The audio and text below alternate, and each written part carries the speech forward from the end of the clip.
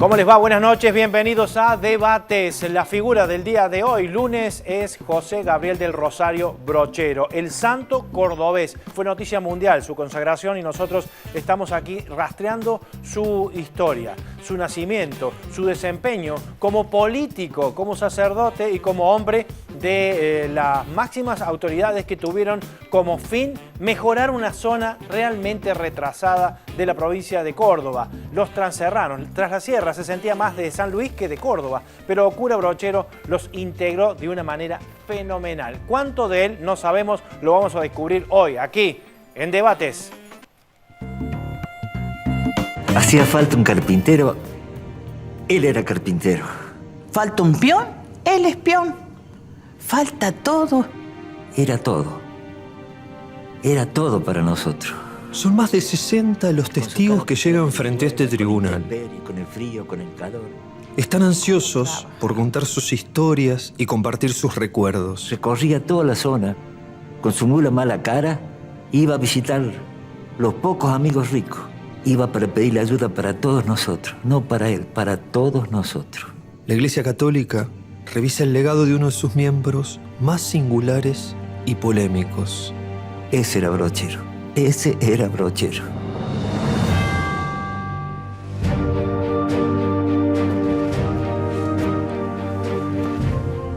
El cura Brochero no parece ser como los sacerdotes de su tiempo. Sus sermones tienen más de expresiones campechanas que de citas en latín. Y su obra excede por mucho a lo que sucede dentro de una iglesia. ¿Qué hizo este cura para que el pueblo cordobés pida por su beatificación? ¿Quién es este hombre que genera tantas dudas y cuestionamientos del Tribunal del Vaticano?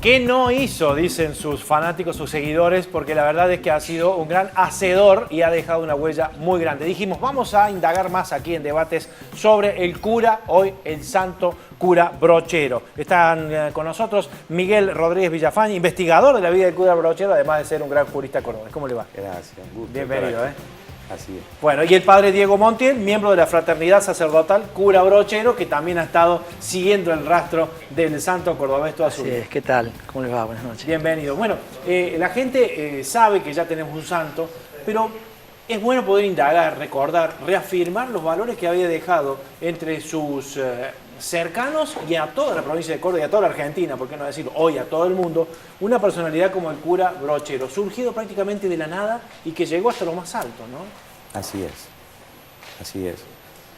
Él, en realidad, nos pone en un gran compromiso a los cordobeses, porque es el primer santo de la historia argentina que nació en Córdoba, estudió y se desarrolló en Córdoba, hizo su pastoral en Córdoba y murió en Córdoba. O sea, todo ese trabajo de santidad estuvo en Córdoba, lo cual nos compromete a nosotros con su trayectoria.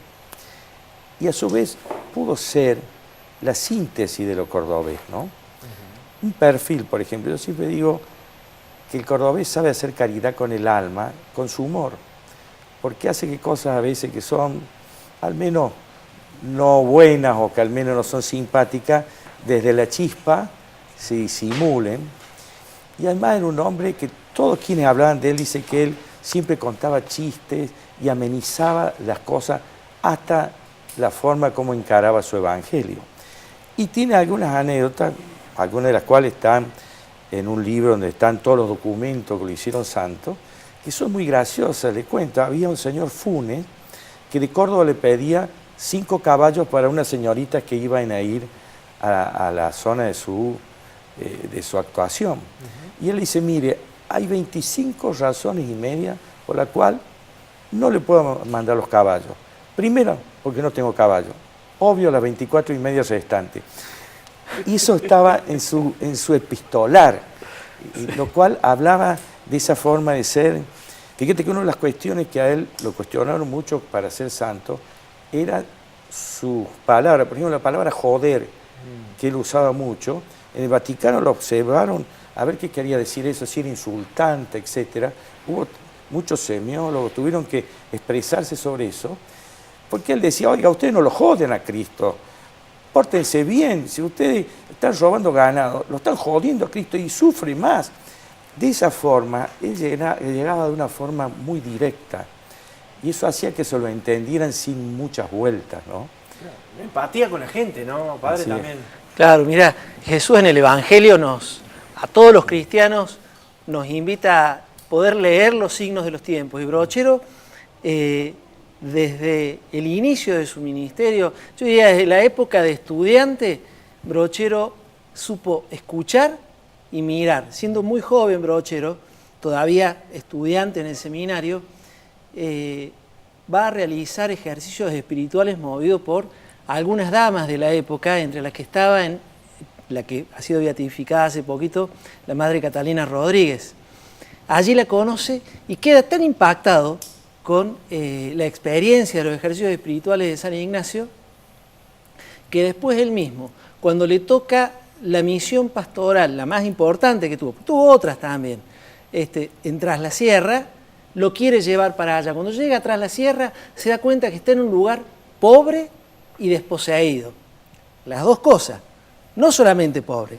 Estaba desposeído, esto lo puede decir mejor el doctor que sabe más de historia, pero estaba desposeído por las guerras internas, donde a los hombres se los llevaban para la guerra, ¿no? Y esto hacía que el trabajo en el campo fuera más precario, pero además los sistemas de comunicación no existían, y los que existían eran muy pobrecitos. Brochero se dio cuenta de esto, y desde que llegó, iba a decir hasta que se murió, pero no sé si hasta estos días, Brochero ha trabajado para que crecieran en la comunicación. Y se comprometió él mismo con esto. Se comprometió hablando con el gobernador, visitando al presidente, pidiendo camino, ferrocarril, siendo él canal de comunicación, siendo él canal de comunicación entre los serranos de un pueblo a otro pueblo, siendo él canal de comunicación entre los serranos y la ciudad, para alcanzarle salud, educación. Y así es como se da cuenta que la gente necesita crecer y educarse de manera integral. Por eso funda la Casa de Ejercicios Espirituales y las escuelas. También se da cuenta que no puede solo. Entonces genera un espíritu cooperativista precioso entre los serranos del lugar y trae a las hermanas esclavas, pero que los ayuden en esta odisea que enfrentó en aquel entonces. Solamente aquel que recorre Tras la Sierra se da cuenta de esta obra, ¿no? Porque una cosa es que lo cuenten y otra cosa es verificarlo con los propios ojos. Así es, pero además él agregó una cosa. También trajo de aquel lado la gente a Córdoba. Cuando uno se da cuenta que hacía traer gente de a 500 a 700, que llevaba, era una infraestructura logística que uno ni sabe cómo la manejaba. Incluso a grave riesgo, él en una de las travesías casi pierde sus pies porque se le congelaron. Fíjese, y ahí, gracias a la llamamos medicina de los vaquianos, se lo salvaron porque mataron una oveja a la que llevaban para ir comiendo y le pusieron los pies adentro, eso se los calentó y salvó que no se engangrenaran. Y en realidad él siempre fue un gran puente, porque él decía en otra instancia que la sierra es una cuestión, si se quiere, desde dónde nos vemos, porque nosotros los vemos a los de Villa Dolores como detrás de la sierra y ellos nos pueden ver a nosotros también como detrás de la sierra. Él hizo un puente y el puente de él fue tan grande que no solamente nos integró con una Córdoba que es llano y es montaña, sino hasta culturalmente. Él, cuando egresa del seminario en 1856, acababan de volver los jesuitas que habían sido expulsados de Córdoba, que eran también su parte de historia. Cuando él asume los ejercicios ignacianos, vuelve a asumir esta Córdoba integral, con la lógica de los jesuitas, que así siempre parte de la Córdoba de siempre, con la espiritualidad que él le ponía a estas cosas.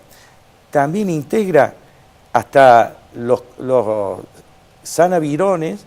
Fíjate que frente a la plaza ahí de Santa Rosa del Río Primero hay un cementerio de San Avirón, sí, que para dolor nuestro en su momento se loteó sin saber. Resulta que hay muchas casas sobre el cementerio San Avirón y a su vez también con los comichingones de la montaña. Fue una síntesis tremendamente positiva de lo cordobés.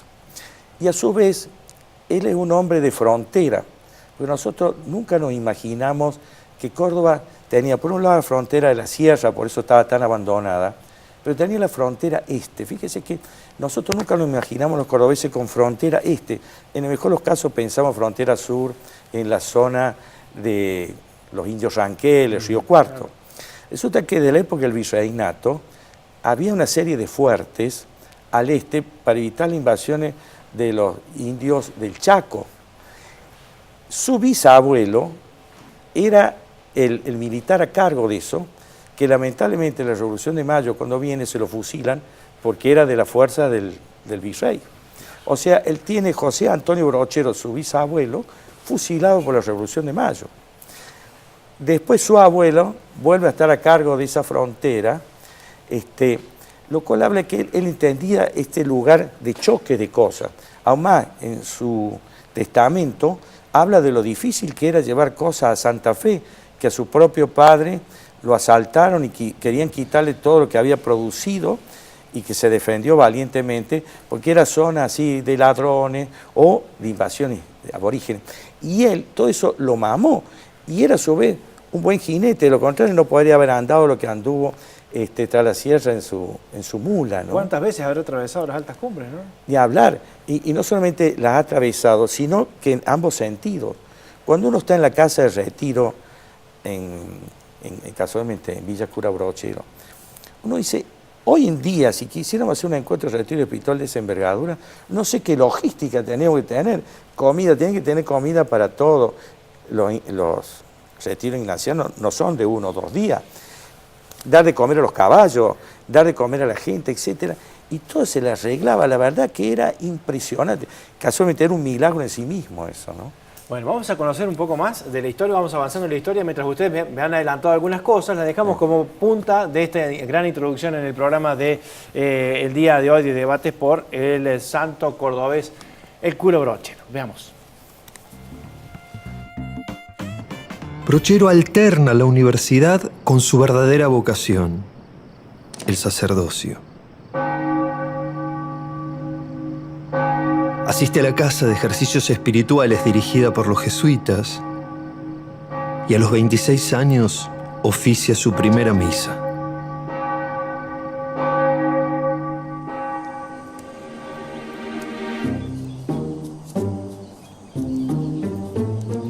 Lo eclesiástico y lo académico forman un cóctel muy poco habitual.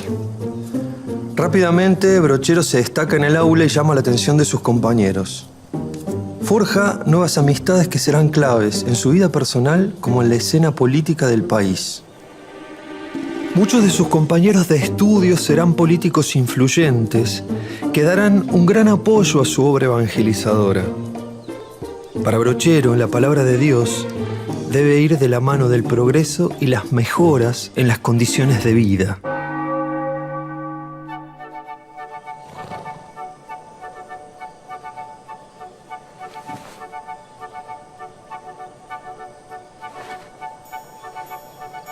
En 1867 se desata en Córdoba una epidemia de cólera que deja más de 4.000 muertos.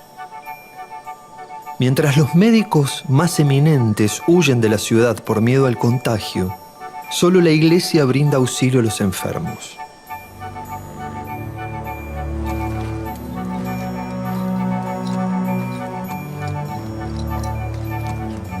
La epidemia confirma la vocación de Brochero, que abandona la comodidad de la catedral para internarse en las sierras.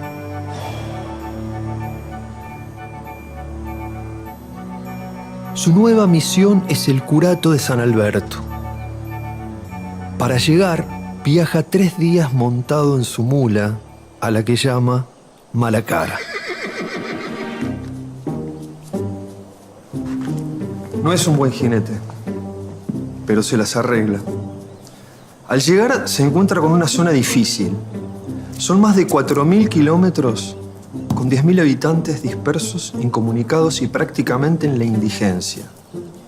En este rincón cordobés, detrás las sierras, está todo por hacerse. Pero Brochero no se desanima, más bien lo toma como un desafío. Abandonados de todos, pero no de Dios.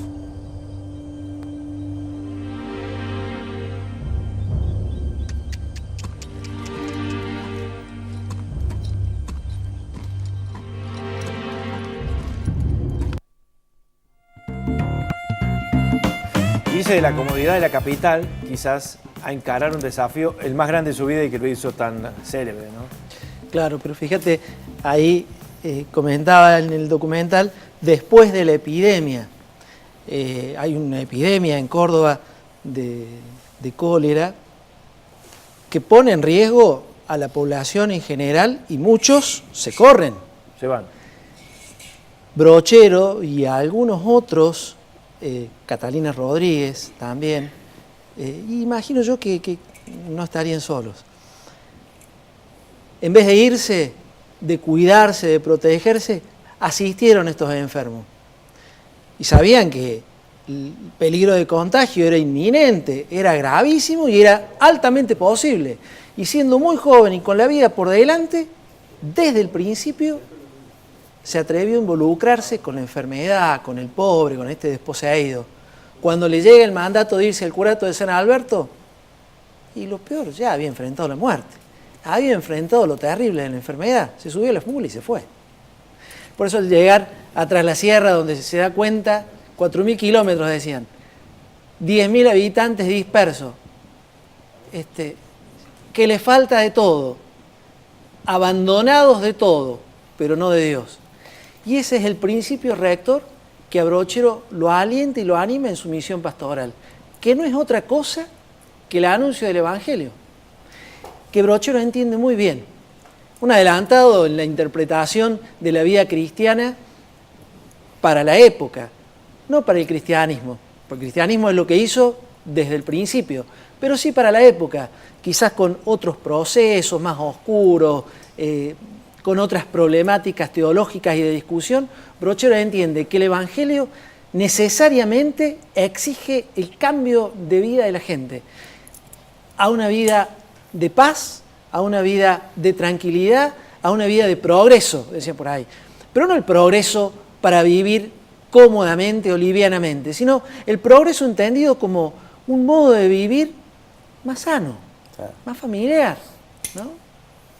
Miguel, y además en la universidad se roza con personalidades de la política que después va a volver a encontrarse más adelante, ¿no? Y sí, eso fue una cosa interesante a veces que no está trabajada del todo, que es que por un lado la política con la cual él se juntó en el seminario tenía mucho que ver con los unitarios. Sin embargo, él era también federal. ¿Y de dónde viene esto? Una cosa interesante. Acá en Córdoba se vivió una batalla muy cruenta que fue la batalla de las playas, en donde vino casualmente Arenales, y las playas donde está la Escuela Suboficial de Aeronáutica, ahí se enfrentaron con las tropas de Felipe Varela, que era lugarteniente casualmente el Chacho Peñalosa.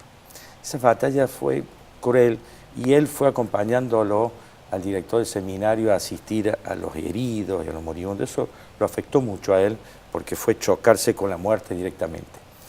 Pero esto tiene mucho que ver, después que veo algunas atrocidades que hacía un oficial unitario llamado Sander, que fusilaba y le sacaba la piel de los pies a los detenidos. Tiene que ver cómo él después a Santo Guayama, que era tropa de Felipe Varela, él lo trabaja como amigo. Fíjese en el testamento, él le dice, mi amigo Santo Guayama, porque Santo Guayama cuando se encuentra con él dice, pero acá vinieron los unitarios que nos roban la gente, nos sacan a la gente y nos llevan en el ejército a pelear contra el Paraguay, que son hermanos nuestros. Acuérdense que estos sectores son los únicos que se sublevaron en Entre Ríos y no quisieron ir a la guerra fratricida del Paraguay. Él lo entendió muy bien a eso, por eso es que lo cobijó a Santo Guayama, que si bien hacía cuaterismo no le quedaba vuelta porque tenía que dar de comer a sus tropas y si lo agarraban lo fusilaban. Esto habla también de su visión, él supo saber manejarse con el poder sin sacar los pies de la tierra y entender estos hombres que también tenían otras perspectivas, ¿no? Bueno, en un contexto político revuelto en la Argentina, Así muy es. mezclado con la violencia también. Indudable, indudable, y en un momento donde el país se estaba formando y que todavía lo sufrimos, esta situación entre lo unitario y lo federal, ¿no? Y él, que le gustaba el hombre y la mujer situada, por eso rescataba la necesidad de que se le diera progreso también para que la gente tuviera posibilidad de dignidad. Tiene que decir que el último año, cuando él muere, en realidad se va para garantizar la elección y que se lo vote a Irigoyen, porque Irigoyen le había prometido que iba a traer el tren de Tras la Sierra. Aún en sus últimos tiempos, en donde estaba muy mal, optó por privilegiar, trabajar eso, y él no hacía política en términos de lo que nosotros conocemos política, buscaba el bien común, no por eso tampoco buscaba enfrentar unitarios y federales, pero supo tener un equilibrio, porque él, si hubiera querido, podría haber sido obispo de Córdoba, obispo de Buenos Aires. En ese entonces, acuérdense que la iglesia, el Estado tenía el patronato en la Constitución, o sea, el que elegía a los obispos. Sí, imagínense si él era amigo de Juárez Selman, que el presidente lo elige obispo donde quiera, y él no quiso eso. Y habiendo vivido lo que vivió y sabedor de la batalla de las playas, todo eso, tampoco se enfrentó, pero no dejó de tener un espacio para preservar a esos hombres como Santo Guayama y su gente, que también defendían cosas de bien para el interior del país, ¿no? Este gesto de ser distinto, esta capacidad de ser distinto, sorprendería no solamente a los fieles, sino también al mismo clero, ¿no? Claro, y por eso Brochero tenía entre sus pares algunos que no le tenían mucho afecto. Hay una anécdota de un cura vecino que llega a Tras la Sierra después que él, párroco también, de la parroquia vecina, y una pareja le pide a Brochero que los case porque los conocían ya de tiempo, y cuando Brochero llega al lugar, el cura le manda una cartita diciéndole que no le permite hacer el casamiento ahí. Canónicamente no lo podía hacer. Tampoco se revela. Le manda a contestar la carta, Brochero diciéndole: tenga bien usted saber que el casamiento que usted me impide, yo no lo voy a hacer en su curato. De todas maneras, mi buen amigo, recuérdese que en mi curato usted puede casar las veces que quiera, ¿no? Entonces, invitándolo como a la reflexión, sin confrontar, y bueno, se cruzó el límite y los terminó casando a esta gente en la parroquia de él, en la parte que le tocaba a él. Y esta misma metodología él usaba también en el diálogo político, ¿no? Por eso, amigo de Juárez Selman de la época de estudiante, conocido de Roca, no aspiraba él a los bienes personales, propios, sino a poder ser un actor principal en la construcción del bien de la gente con la que le tocaba vivir y acompañar. Y era un serrano más. Era un serrano más. La cualidad de poder mezclarse entre la gente y lograr sus objetivos de esa forma. Enseguida, mucho más sobre la historia de cura Brochero, el legado del cura santo, el que tenemos aquí en Córdoba y ahora en todo el mundo. Una personalidad fuertísima. Vamos a seguir evolucionando en instantes nada más con su viaje a Tras la Sierra, cómo hizo para enfrentar tremenda realidad. Ya veremos.